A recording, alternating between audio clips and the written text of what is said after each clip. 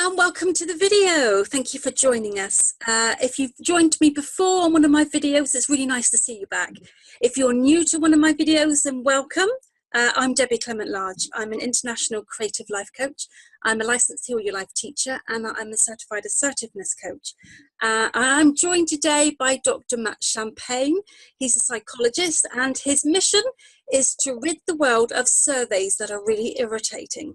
So we're going to be talking about gathering feedback and how we can use that to improve our relationships. So this wonderful topic is all about using feedback to make even better relationships, which is fabulous. Welcome, Matt. Thank you for joining me. Hey, thanks, Debbie. Thanks for having me here. It's really good. So you usually use your skills around surveys much more in the business world for entrepreneurs and things like that. But I think this is a fascinating way to be able to help people to build better relationships in all areas, personal relationships and that as well. Yeah, that's right. I've been doing this for about 26 years now, applying what I call the 9 principles of feedback and applying it to higher education to help universities have better teaching environments, applied it to training organizations to have more learning occur, and most recently with entrepreneurs to help them, what I call keep your customers forever. How do you attract and engage and keep the people that you want to keep, and do it all through surveys? And I hate to use the word surveys because that's such a negative word. So we often just say feedback. How do you ask the right questions in the right way and gather feedback from your people, from your members, your students, your clients, your customers, and then be able to demonstrate to them that you heard what they had to say and develop this strong relationship with your people to keep them forever. So we're going to change this today. You're going to tip it on its head a little bit to put all those 9 points that you have around gathering feedback into how we can improve our own personal relationships. So I'm really excited to be able to learn this because I've no doubt there's something to learn.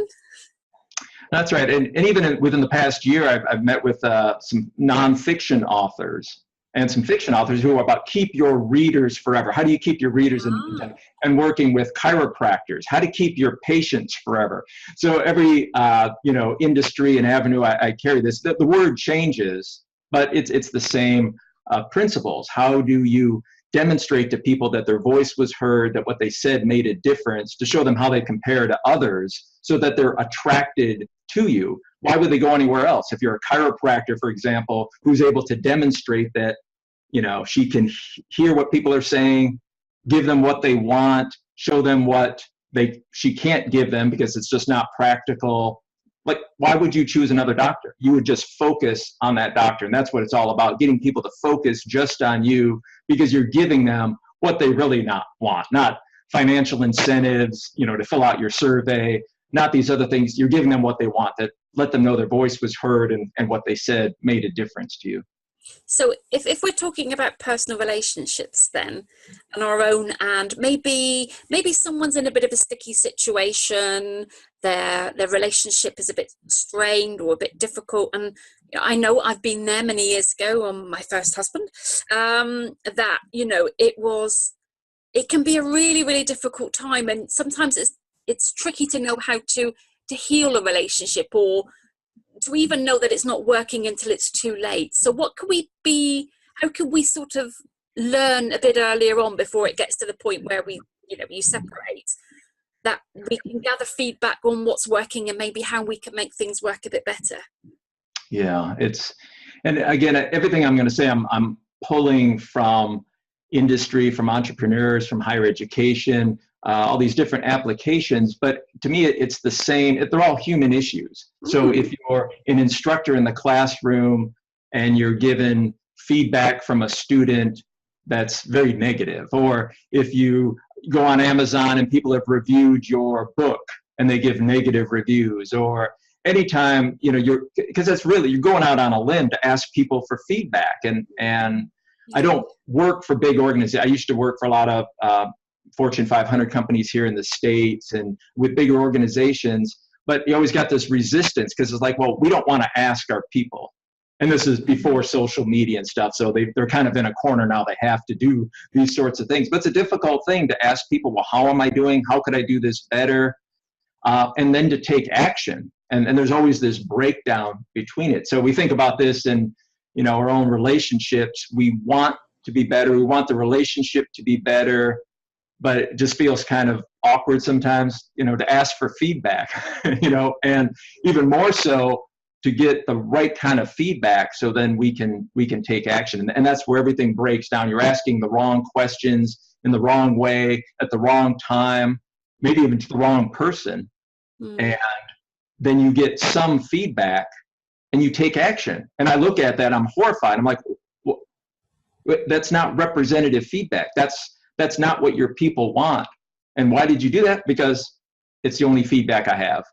I sent out a survey, I asked a question, I did a poll, I went on social media. In all these different kind of applications, you're asking for feedback. Some people give you responses, and then you take action on that. But it's not truly what you should have done. It was only a couple of voices. And so you have to take this all into consideration in your own relationships, whether they with students or loved ones. So I suppose there's a couple of things really, because I'm really looking forward to hearing about the 9 steps that we can travel through to understand the relationship more. So I suppose the first thing for me is actually, if you're speaking to someone that's very close relationship, personal relationship, and it's almost quite courageous and brave to ask for feedback in the first place, because that's harder in some ways than just hearing it in a workplace, or where you're a bit more can be a little more removed, or from a customer. But when it's actually someone who you're spending or sharing a life with, that can be a bigger ask. That could be quite brave to do. And the other thing I would think is actually that it's really important that whatever comes out of anything, that it feels right for you to do if you're taking action on, and to be clear that you never have to meet anybody else's expectations. You can improve your own, but it is actually about being true to yourself and living your life as well. I think that's a really important thing to think of. Yeah. Well, you made me think of a couple of the principles. So I'll just give you one. One of the principles is timing and frequency, asking the right questions, but at the right time. And in a business setting, in our whole lives, we're asked questions all the time, right? You visit a restaurant, what do? You get a survey back. You go on a trip, you get a survey. You finish a course, a webinar, you get a survey. I call that the autopsy approach. They wait till the event is over and then find out what went wrong. And that's ubiquitous. We always ask when it's too late to do anything about that. So I tell organizations, I tell entrepreneurs, I tell physicians, you want to ask while it still matters. You want to ask the questions on an ongoing basis. Don't wait till it's over and then say, hey, how'd we do? Did we mess up? You want to be asking continually. That's principle 3. So putting this into relationships, that's just one thing to be done, is not wait till this builds up and then ask your partner, ask your loved one, ask the other person, how's things going? Well, the time to have asked that was back here on an ongoing basis. Why not every day? Why not every week? And just make that a regular part of the conversation. Those are the sort of practices that I try to get entrepreneurs and small business owners to incorporate. Because I suppose the interesting thing is that we all see the world through our own perceptions and our own build-up of beliefs and thoughts, and therefore we all see the world slightly differently. And just because we think we want something out of a relationship doesn't mean to say other people are seeing that or realizing that if we don't say it. So if we don't ask at the right time, we can't expect other people to meet our needs in any way if we're not feeding that back to them or not listening to their feedback. Yeah. And why are you asking me now? It's too late. Like, this was important to me yesterday. Yeah, exactly. You're asking, so yeah, that's my, and another thing that made me think about was principle 7, which is called training the respondents, because we all know not everybody gives good feedback. Yeah. If we go on a TripAdvisor site, for example. You're trying to see what hotel you want to stay at, and you see somebody gave 2 stars and complained about how the manager mistreated them.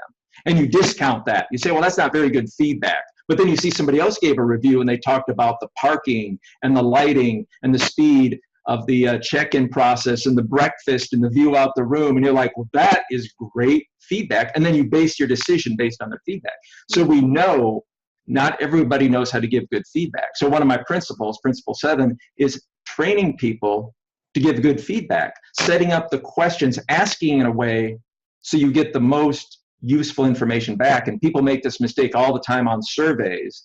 They would say, anything else? It's always the last question on a survey.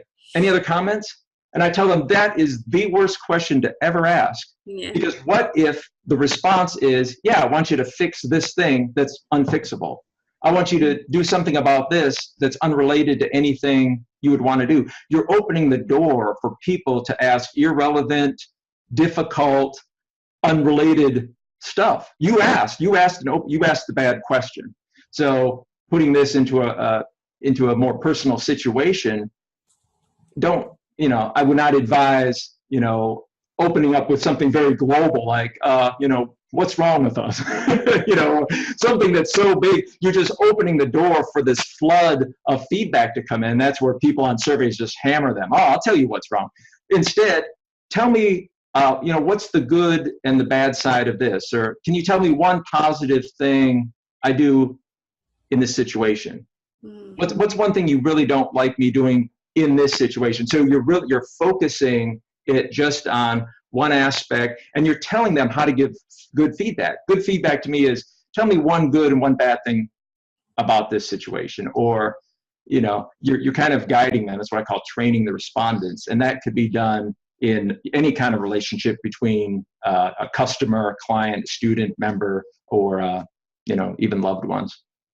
So is it better to start with a negative thing first and then not end on the positive? That's a difficult thing. I always mix. I never, if I do start with one, it's the positive, then the negative.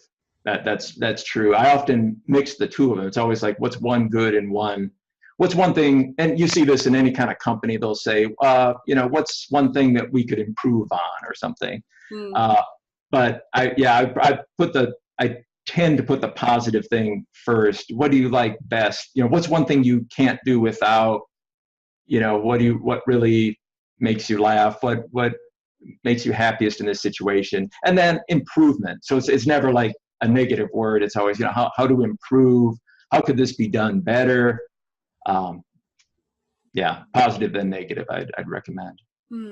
So what other steps should we be taking then to, what else should we be doing? So we're honing in our questions and thinking maybe about a situation that, say, we thought hasn't worked out very well, instead of saying, oh, what's going wrong for you? But, actually narrowing that down. And I love that, because I think that's being really assertive and trying to really get to the root of the problem rather than just being really global. But how else can we wean out some feedback on maybe what's not right, or maybe what our partner, especially men, and I think women are much more vocal, can be vocal about how they're feeling, whereas men sometimes find that a little more difficult. So if you were saying I was a woman, I was going to try and get some feedback out of my male partner, then what other tools and strategies can I use to try and gain some information?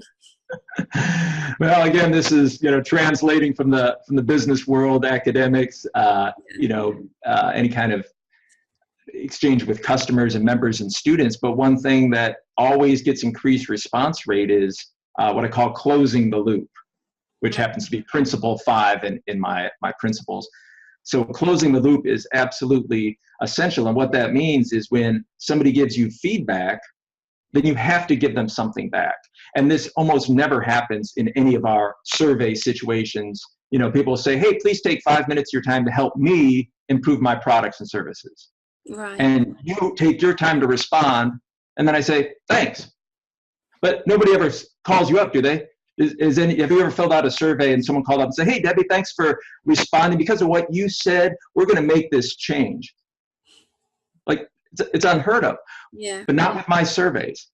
Every client has to close the loop. So when you ask a question, you have to go right back within 24 hours, within a very short period of time, and let the person who took their time to respond to you say, here's what I heard you say. You said this, which is very different from what others said, or 32% of our people said this. Isn't that interesting? Or here's the top 5 funniest things I heard people say about that. So this notion of closing the loop, what it does is it proves to people that their voice was heard, that what they said made a difference, and it makes them want to respond again. So I always talk about this survey conversation. Asking a question, they respond. You close the loop and ask another question. They respond. You close the loop and ask another question. And we can keep this going on for weeks and weeks of people filling out surveys. And I think the same with the relationship. A lot of times we just have it's just more of a monologue, right? You know, you unload on somebody, or you might ask a question among other things that you're doing. But to close the loop and somebody responds, and then you'd be able to say, well, you know, I heard your grunt.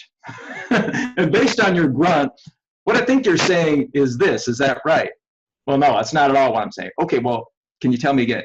Oh, okay, now I understand. What you're saying is this. And it just kind of gives you the right now to ask another question, because you've acknowledged that they said something, that you've tried your best at interpreting and explaining to them what it is that they want, and then be able to say, well, what about this? Or have you ever thought? And they might grunt again, and you say, okay, based on your grunt, your double grunt, I think you're saying this, right? No, it's not okay, well, what do you say? And so it's just this notion of acknowledging and closing the loop to just try to extract and just what I'm trying to do is keep the ball rolling. That's what I do with clients and members. You want to just keep them talking. And the same could be healthy for own relationships. Keep them talking. Because in talking, they're sharing what's inside, and that's where you got to get. You can't just go with the grunts and the silence and this sort of helping behavior. And what I like about that so much is actually when you said that part of that loop is actually saying, I heard you, because one of the most important things, we all want to be heard. And for someone to even acknowledge and even maybe say back to you, I heard you say such and such, then actually it's like that acknowledgement that actually you're important to be listened to. And we all kind of want that, don't we? That's right. And to be able to correct as well. And I've got just oodles of anecdotal data and situations of that, where an instructor, a leader of a course, you know, somebody had asked the question and the students or the members, the customers responded. And then the instructor, it sounded negative, and the instructor was able to say, well, I heard you say this. And the student would be, oh, no, that's not what I meant at all. I meant, okay, I get it now. And so they were able to clarify what otherwise, if you wouldn't have done that, if you would have just waited to the end, done the autopsy approach, wait till the event is over, asked the question, and never closed the loop, that instructor would have thought that the student said something very negative. But because the instructor asked in the middle of the course, while it still mattered, and then closed the loop, the student was able to clarify what she said, and it just built for a better relationship. So that's so critical in sharing, just to make sure that you're both, because it almost never happens that you're seeing the same situation the same way, you're saying the same words, you're both hearing the same words, yet completely different, and it can't be turned around unless you're explaining to each other what you just heard. It's difficult. It's not the easiest thing to do, and you probably would rather not do it, but it's crucial. And you're right, because we've all got our own beliefs and thoughts that have built up from our own experiences and from our own upbringing, and that's our sort of map of the way we see the world, and we all see it slightly differently. Yeah. So sometimes when we think we've said something, they've heard it in a different way, like you said. So what are your other principles that could help out? Oh gosh, well, I think those are the key ones. Principle 2 is about the content, asking the right questions in the right way, which we fail at all the time in surveys and polls and things. It just gives misleading results. So being able to ask what you really want in the right way. It's difficult on the fly, but maybe just asking multiple times, multiple ways. So kind of not being passive aggressive and maybe being slightly sarcastic because somebody's not doing something. It's actually saying what you want, really, isn't it? In a nice way. It's being open and honest, not just about the way you feel, but what it is that you're wanting, but being in a loving, kind way to somebody else. And recognizing that, because we all know when we go home for the holidays, we see our family, it's the same conversations. You did this, no, I didn't, you did that, oh, I remember when you did this. And they're just worded the same way. It's like you could just, not even show up, the conversation was just going on. But being able to recognize that, hey, I know I've asked my husband, I've asked my friend this, I'm just going to think about this for a second. Is there another way to say this? So it doesn't sound like, so I don't get the same response. I'm asking the same question, I'm going to get the same response. Let me just change it up, say it in different words, and maybe I will get a different answer, or the answer that I've been waiting to hear.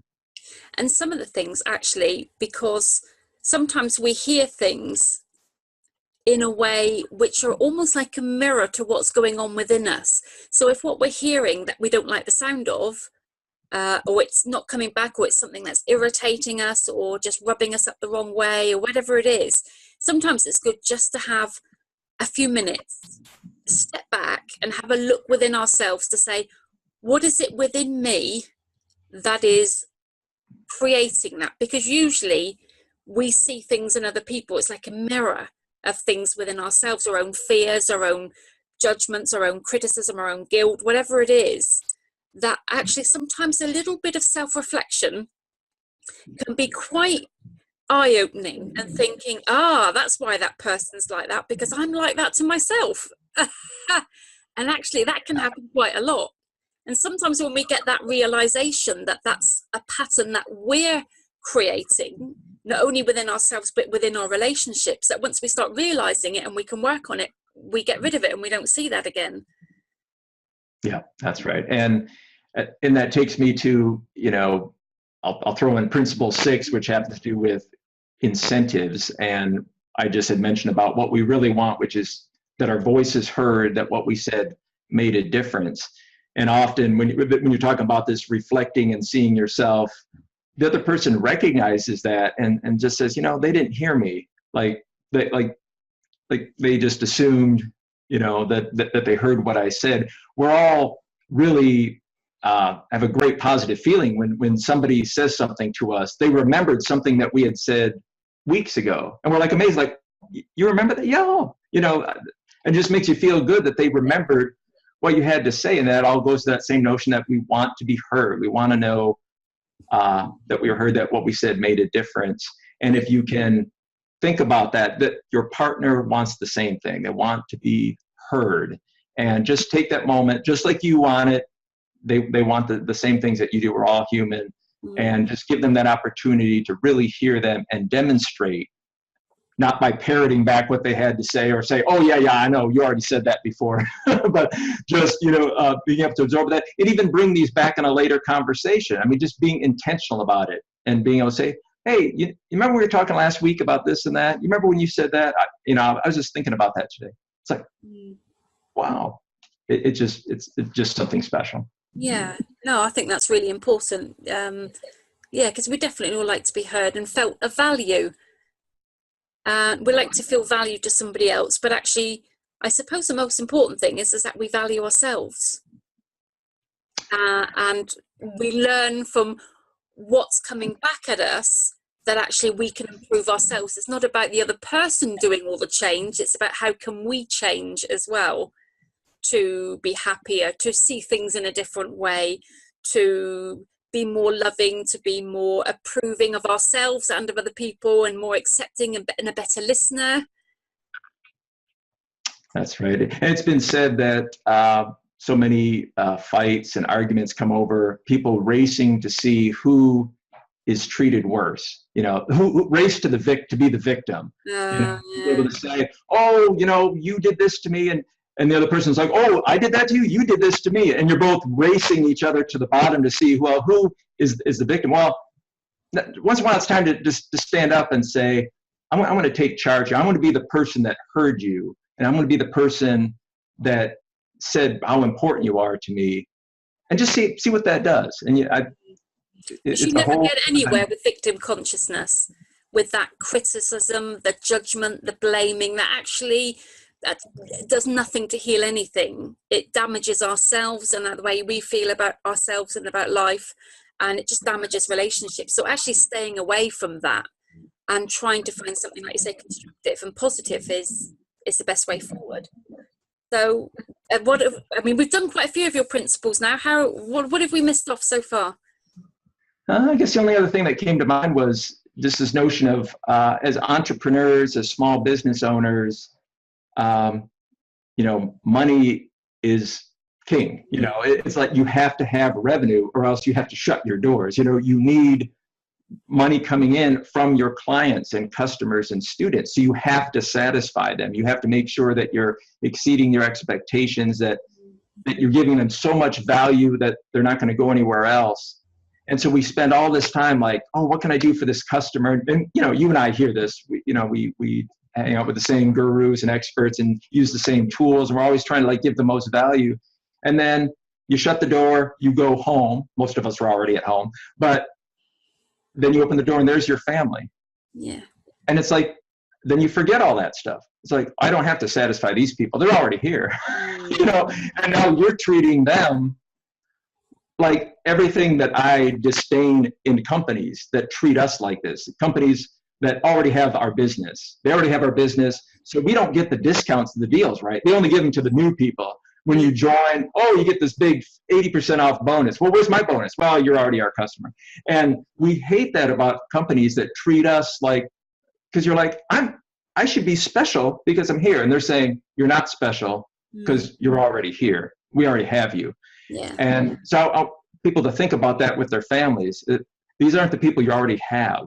They're already yours. So why would you give them the 80% discount? Why would you give them any more value? They're already here. And treat them instead like we do in our business, that this is a customer that might be walking out the door. What can we do to keep them in their seat, keep coming back to our restaurant, to keep buying our products every day? Think of how can I make them truly happy so that they never leave. And that goes back to the theme of keeping your customers forever, not keep focusing on getting new customers, because that's what companies do. They keep marketing, get new customers, and then they kind of ignore their regulars. But focus on the regulars. And we do that, you don't need new business. You just keep serving the people you have.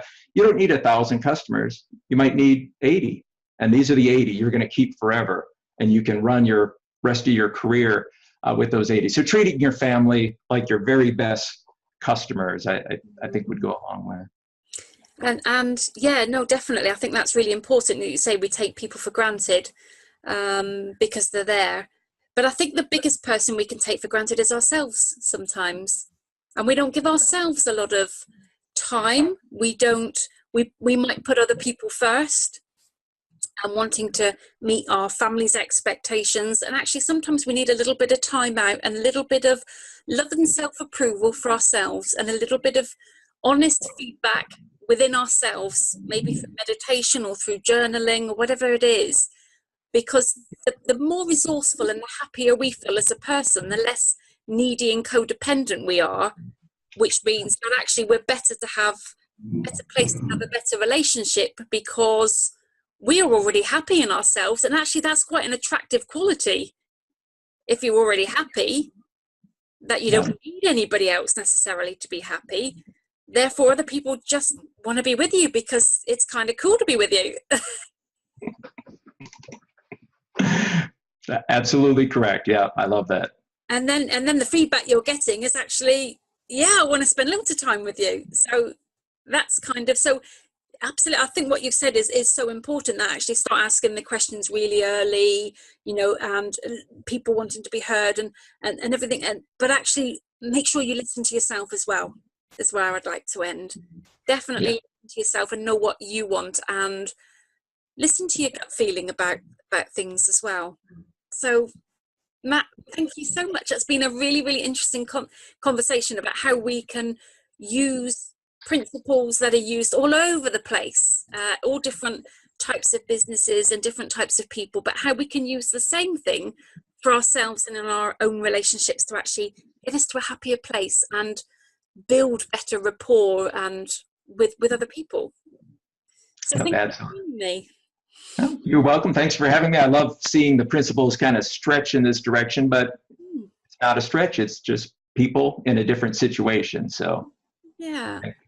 So thank you very much, and thank you very much for watching. It's been an absolute pleasure having you here and watching this video with us. So if you enjoyed what you watched and you want to learn more about how you can live the story that you wish to tell, then why not subscribe and capture all my videos with all my conversations I have with such wonderful people who have got such great information to share. And I hope to see you all soon. So take care. Thanks for watching.